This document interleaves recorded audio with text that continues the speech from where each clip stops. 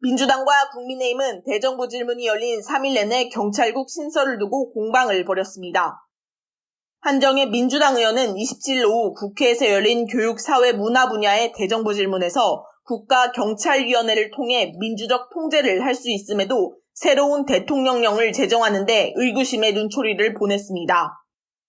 정권의 입맛에 맞도록 경찰을 지휘하기 위해 행안부 내에 경찰국을 신설하려는 것이 아니냐는 겁니다. 국가경찰위원회는 이미 대통령령으로 규정이 되어 있습니다. 즉 다시 말해서 경찰위 규정 개정을 통해서 대통령령이니까 얼마든지 민주적 통제와 관련한 부분들을 강화하는 것이 가능하다는 얘기입니다. 심의 의결 기구로 이미 법상 위상을 가지고 있기 때문에. 그런데 왜 그렇게 하지 않으시고 새로운 대통령령을 만드는 이 사단을 이렇게 일으키고 계시나요? 국가경찰위원회의 심의 의결한 내용은 아무런 기속력이 없습니다. 그 유일한 기속력이 경찰청장에 대한 동의, 행안부 장관이 경찰청장에 대한 인사제청권 행사하기에 앞서 국가경찰위원회의 동의를 받는 게 있습니다. 그 부분에 대해서만 기속력이 있을 뿐 나머지 심의 의결 사항 중에서 기속력이 있는 건 하나도 없습니다. 그러니까 법 개정 전에는 경찰위원회가 실질적인 기속력 있는 행위를 할 수가 없습니다. 법을 개정해야 됩니다. 법을 개정을 하면...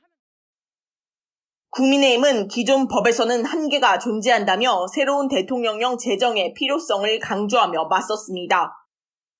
동시에 국민의힘은 이상민 행안부 장관에게 쿠데타 발언에 대한 사과를 유도하면서 여론 달래기에 주력했습니다.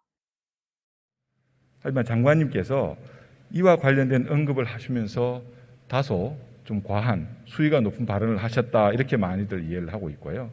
또 이로 인해서 일선 현장에서 묵묵히 자기 일을 열심히 하고 있는 경찰관들의 사기가 저하되고 마음이 상했다는 분도 많이 들었습니다. 사실 지금 이 시간에도 묵묵히 자기 자리를 지키면서 어려운 여건에서도 맡은 바 임무에 최선을 다하고 있는 14만 대부분의 경찰관들에게 존중과 경의, 치하의 말씀을 드리고 싶습니다. 묵묵히 일하고 있는 일선 경찰관들에 대해서는 단 한 번도 비난하거나 폄하한 적이 없었습니다. 하지만 이상민 장관은 회의를 참석한 경찰과 참여하지 않은 경찰을 분리해 회의에 참석하지 않은 경찰들은 존중한다며 끝내 직접적인 사과는 하지 않았습니다. 당초 오늘 열린 교육, 사회, 문화 분야의 대정부 질문은 박순애 교육부 장관 겸 사회부총리의 인사청문회 격이 될 것이라는 전망이 나왔지만 경찰국 신설과 같은 굵직한 이슈에 밀려 크게 부각되지는 않았습니다. 서동영 민주당 의원이 박순애 부총리의 논문 표절에 대해 지적하면서 부총리로서의 자격 미달을 따졌습니다. 뉴스토마토 장윤서입니다.